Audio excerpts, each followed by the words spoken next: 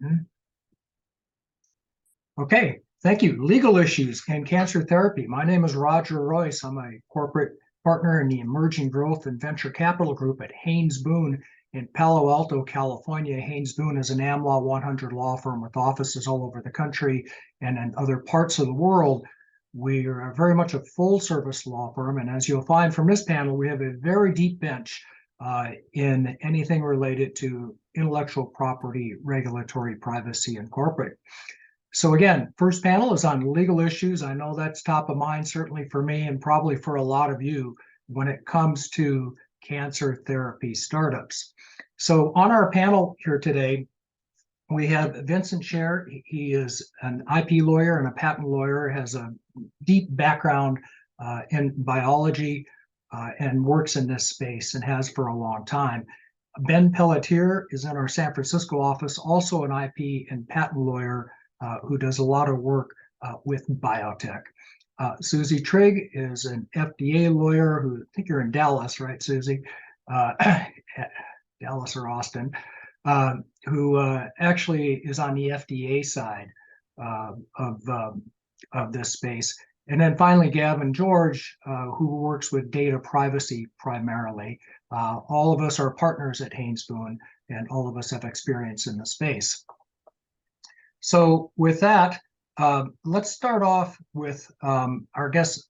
I guess our first topic, a really big one, I think, is just the intellectual property issues. Because I am in Silicon Valley. Pretty much every company I work with is a tech company, and we're talking about new and emerging technologies in the space.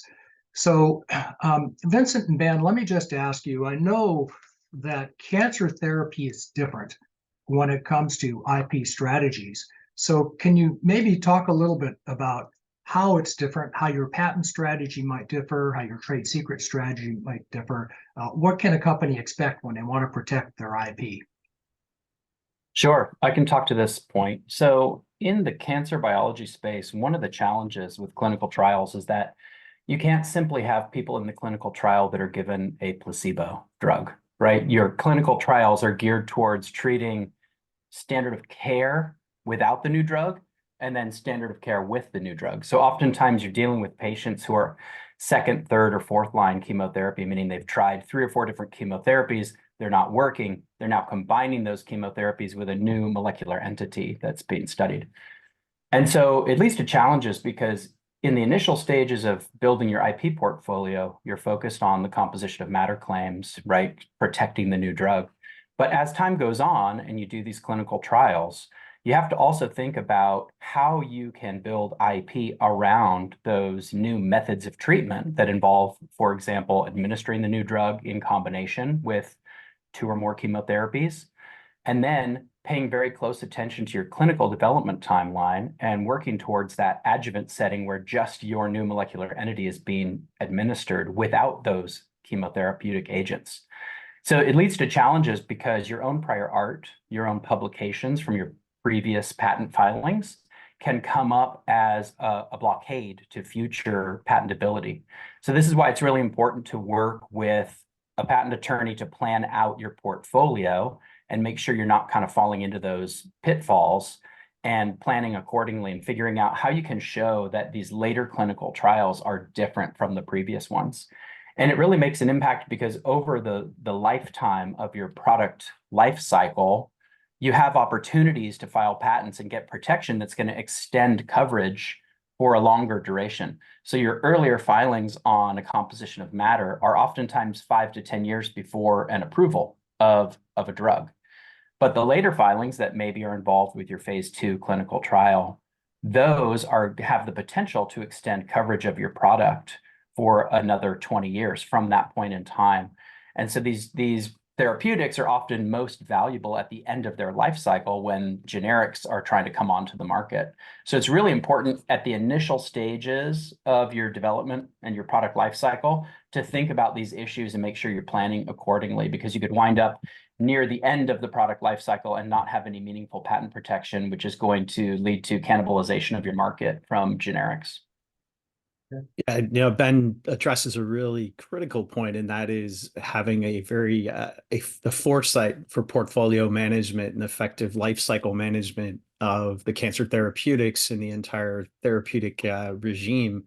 But on an application by application basis, we also face a lot of challenges in the cancer and immunotherapy space in particular.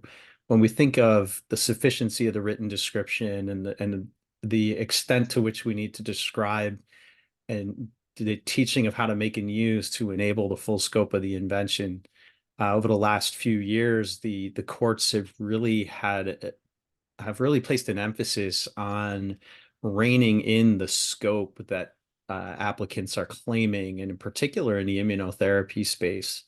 It becomes harder and harder to try to get generic claims. It seems the emphasis is on sort of the number of species that we perhaps have provided within a scope of a genus.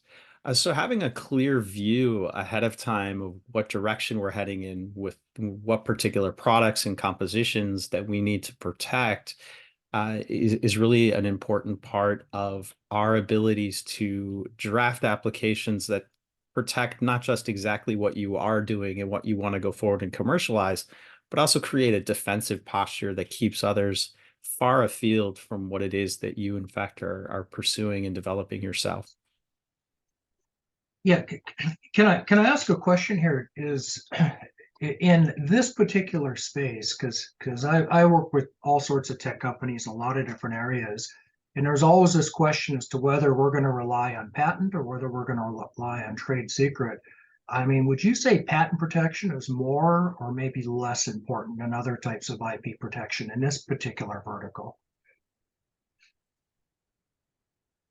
In this particular vertical, the patent process is really the most important component here.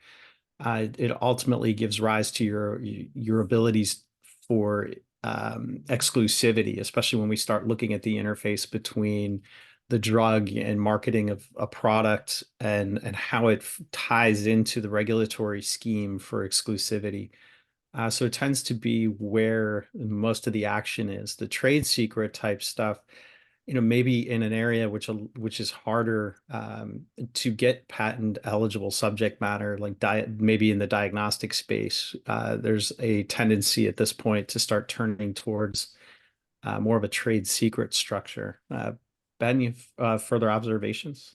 Yeah, I would say the difference between wanting patent versus trade secret coverage really comes from the ability to reverse engineer the product. So in the biotech and pharmaceutical space, the products are very easy to reverse engineer. Someone could buy a vial of the drug, sequence the amino acids in the antibody, and know exactly what the compound is. Similarly, if it's a method of use, it's on the label and people know exactly what you're doing. So there really isn't the ability to sort of hide behind a trade secret or hope that someone's not going to reverse engineer the compound. And because these are highly transparent issues, meaning patients and doctors are able to look into the background of the drug and figure out what the drug is, you can't really rely on trade secret protection when it comes to the compositions themselves or methods of treatment using those compositions. Trade secrets can be useful when it comes to manufacturability of a compound. So for example, if you're using some kind of purification technique that is maybe not readily observable from the label on the compound or from the FDA file, the regulatory filings around the purification steps, perhaps you could get away with a trade secret, but it's unlikely that you're going to have a situation where a trade secret is going to be really easy to protect. There are exceptions, obviously. Sometimes biotech companies come up with some kind of purification technology or some kind of platform that is going to help them make their drugs more efficiently.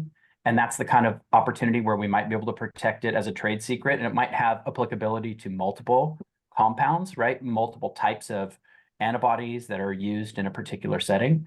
So it's something we always want to explore, but because of that transparency aspect of these products, the focus is really on patents.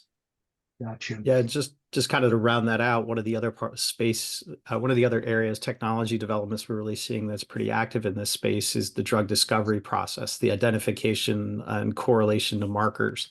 and the implementation of artificial intelligence. That is stuff that almost always is kept by these companies as a trade secret.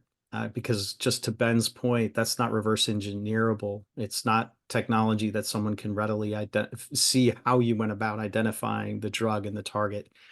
So that's another space where trade secrets is an important competitive advantage. Gotcha. By the way, for our audience, if you have questions, go ahead and type those into the Q&A box. We'll get to them at the end of this panel.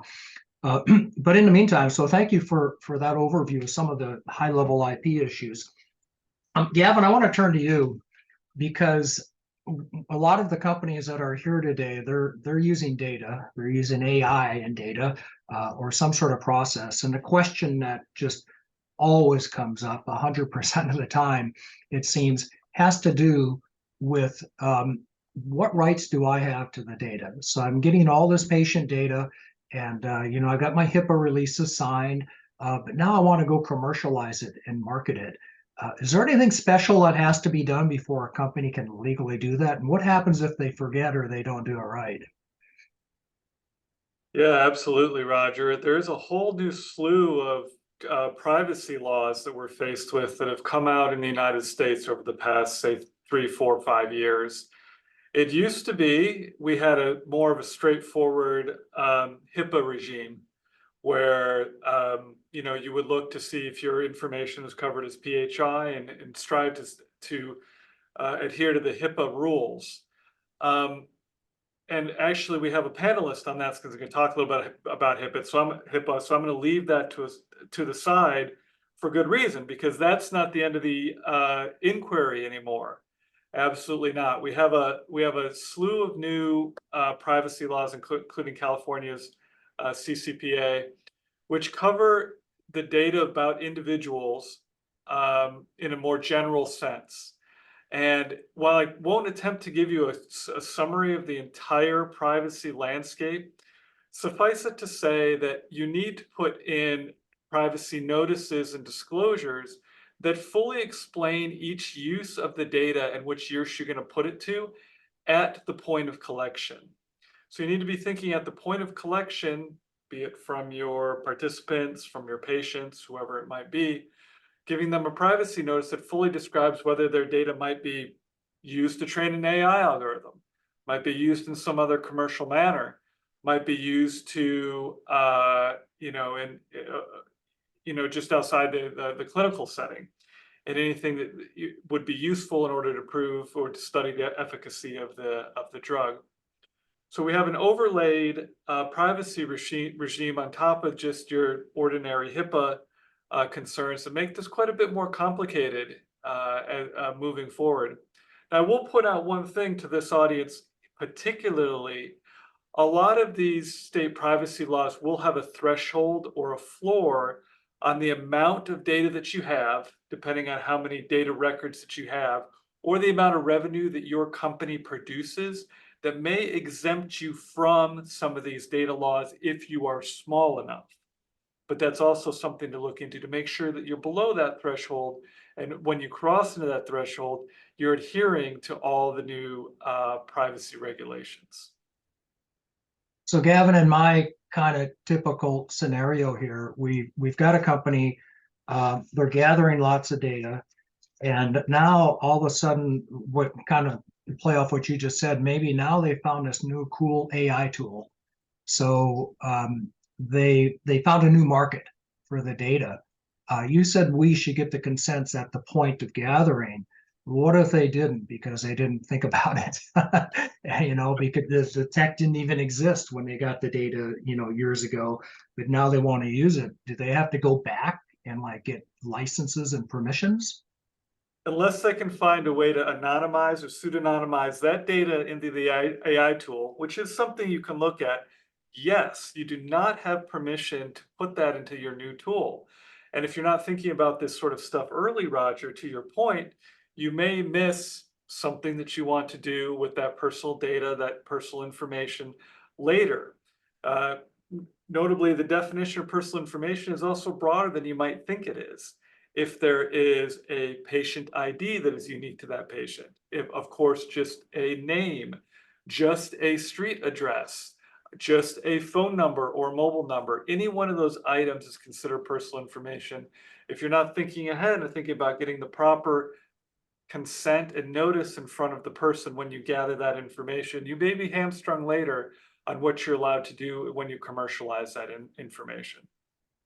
Yeah, I can see how that might kind of be a problem for your entire data set, right? If you've got one person's data in that set that you don't have permission to use, so you have to take it out, it kind of ruins the whole set, doesn't it? It can. Yeah. Okay. All right. So like I say, if you've got questions, go ahead and type them into the Q&A box. We're going to get to those at the end of the session, but I do want to take one right now since I've got Gavin here. You said, is there an exception for small companies? Yes, absolutely, as I touched on, but it's not easy to give you that exception because they vary in the 9 or 10 states that we have these data laws in. Let me tell you, this regime is very complicated right now. It's not just California, it's California, Colorado, Utah, Texas, Virginia, Connecticut, and each of them has a little bit different rule, which means that if you're gathering data from patients nationwide, the threshold at which you have to follow these regulations is actually a little bit different. In California, you have to have $25 million in revenue. In Colorado, the revenue doesn't matter. If you have data about Colorado resident, it doesn't matter what revenue you have. But if you pass a certain number of Colorado residents, then the regulations trigger.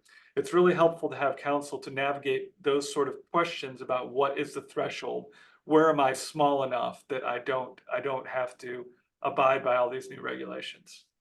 Yeah, you said something really interesting there. You said there's 9 or 10 different states, plus, I don't know, maybe we've got federal law that applies, plus I've heard about GDPR. So it sounds like a company has to be very careful about which laws are going to apply. Are there any rules of thumb? I mean, are you subject to Europe's rules if you happen to have a patient there? Is that how it works? In short, yes, if you have data about an EU resident, the privacy regulations apply to the residents, the data about the residents of that geography. The GDPR applies to EU residents. The CCPA applies to California residents. So it makes a big difference about where you're gathering your data and does make it at times hard to treat all data equally. If you're getting data from the EU under the GDPR, there's no small company exception at all. One data record from the EU is subject to the GDPR. So you may need to have a data set. If you have to deal with the EU and residents are there, you may have that data set treated differently.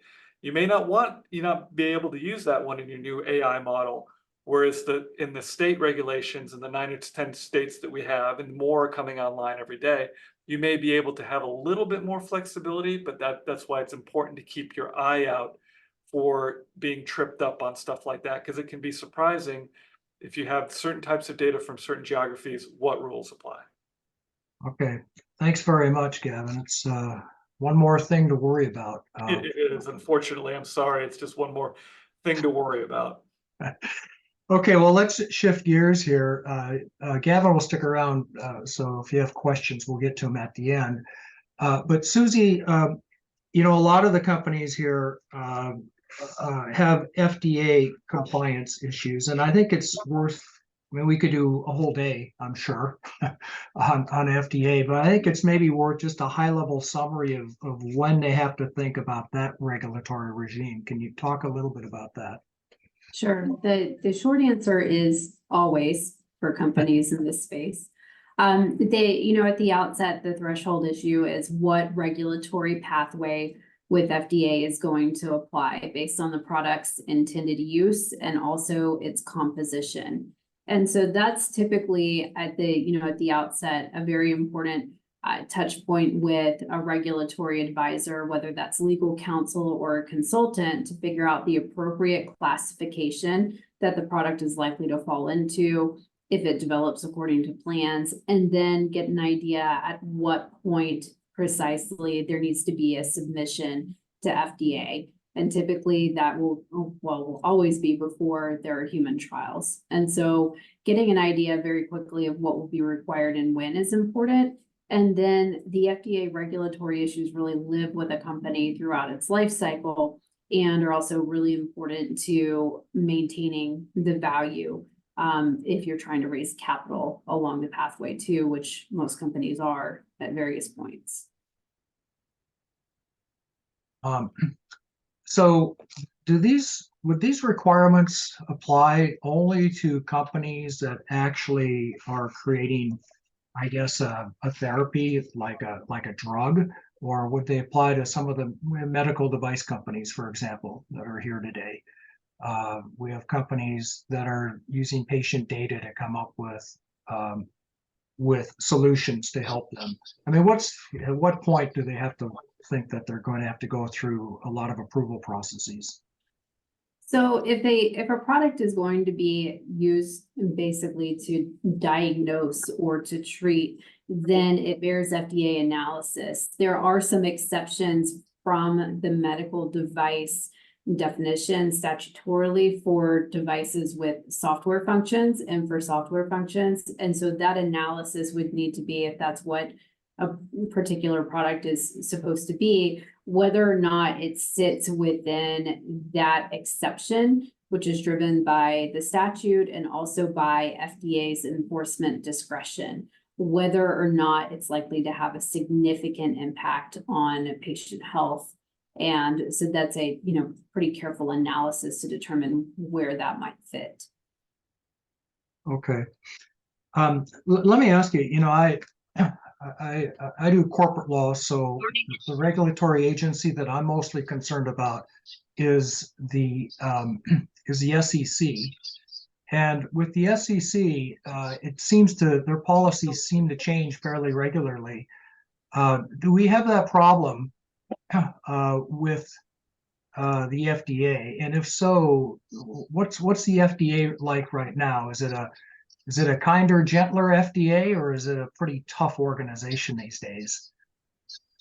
So it depends which particular branch of FDA you're dealing with, right? So for the most part, though, companies in this space would be dealing with CDER or CDRH, right? Those are two fairly well-organized centers within FDA, and they are going to have very stringent standards. The most important thing to remember with FDA is that their enforcement priorities really do try to mirror the impact to public health. And so that said, if a company is developing a drug, developing a device, developing a biologic, then it's really, there's not a whole lot of give for the FDA compliance obligations, because ultimately the agency's approval is likely to be needed to successfully commercialize and market the product. Thank you. Okay, so we've got about 5 minutes left. I want to go to questions here. If you have questions, please type them in the Q&A dialog box. Ramana here asked a question. I don't even understand Ramana's question, but I'm hoping you do. It says the AMA is pushing the liability to be shared by IT startup companies. Does anybody have a comment on this? Is this something you're aware of? Have you run into this? American Medical Association pushing the liability to be shared by IT startup companies. I haven't heard of anything like this, but let's take the broader question. Are there industry standards out there? In a lot of different industries, we have standards organizations that will step in the place of the regulators and just kind of set the standard for like what an agreement should look like and how companies should act. Do we have standards organizations in this space? Anybody? Okay, I guess not. So Ramana, you're going to have to give me a little bit more context here as to what you mean by pushing the liability to be shared by IT startup companies. But I suspect that we're not talking about practicing medicine here. So yeah, okay, I see your question now. What liability is shared by a physician? So we're talking more about the cancer therapy technology companies more than the physicians. That's a different panel. unless somebody disagrees with me, but I don't think that's going to be our main issue here. Here's another question. Daniel asked whether the lack of data privacy laws in China gives China an advantage in this space. Does anybody feel like they can comment on that, especially on the IP side? I can talk a little bit about data privacy laws in China. On paper, in the past 2 years, the data privacy law passed by China has actually become quite, I wouldn't call it strict, but quite mainstream. So China's passed a data privacy law. I think you make a good point with the selective enforcement of it. I haven't heard that it's very enforced very aggressively, except against multinational corporations who are trying to do business in China. And in that case, it's been used as sort of a hammer, and has also caused several, big, large multinational accounting firms, consulting firms to sever off their Chinese operations and cut them off from the data from the rest of the world so that China doesn't have access to it, and also to appease Chinese regulators who aren't too happy about Chinese personal data leaving the country. So there's two takeaways to that. Yes, there's a data privacy law. Yes, China is turning into a bit of an island. Very, very preliminary stages of that. It was still very early, but China may turn into a little bit of an island. Does it give them an advantage in AI? I don't see that as significant. It may be a little bit easier, depending on who you are and what you're doing, to use personal data in China to train AI systems. I think there are a lot of ways we can train our AI systems pretty well in the United States. A lot of it doesn't require a great deal of personal data, and our ability is still pretty strong on that front. So I'd say probably not, but there are some indications that could happen. Okay, thanks.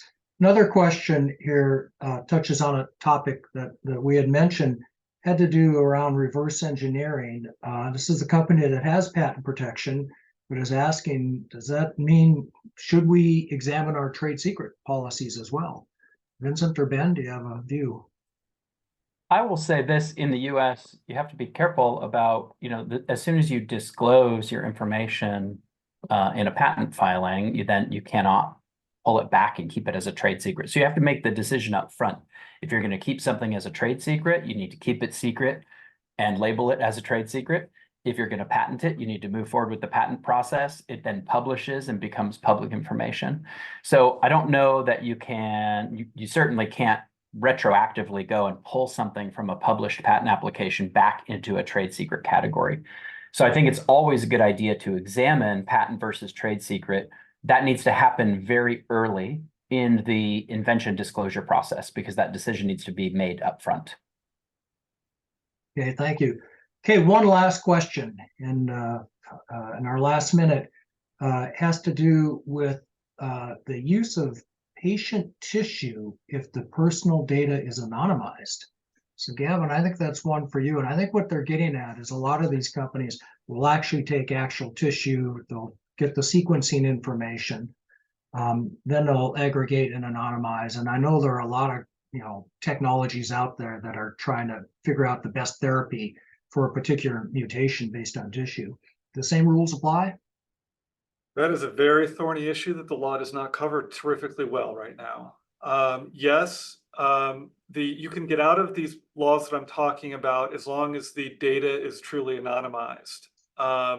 But sometimes if you do genetic sequencing, by definition, a genetic sequence may not be anonymizable. It may always pertain to one person or one line of tissue.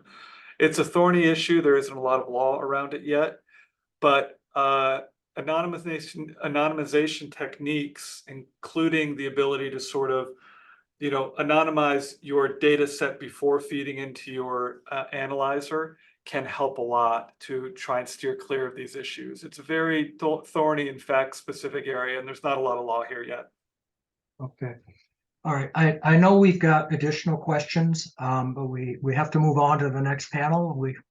I keep the trains on time here, but I'm sure our panelists are available to talk further. You can find all of us on our website at Haynes Boone We're all partners at Haynes Boone. I want to thank you, Vincent, Benjamin, Susie, and Gavin for being here today for our legal topics panel. Thank you very much.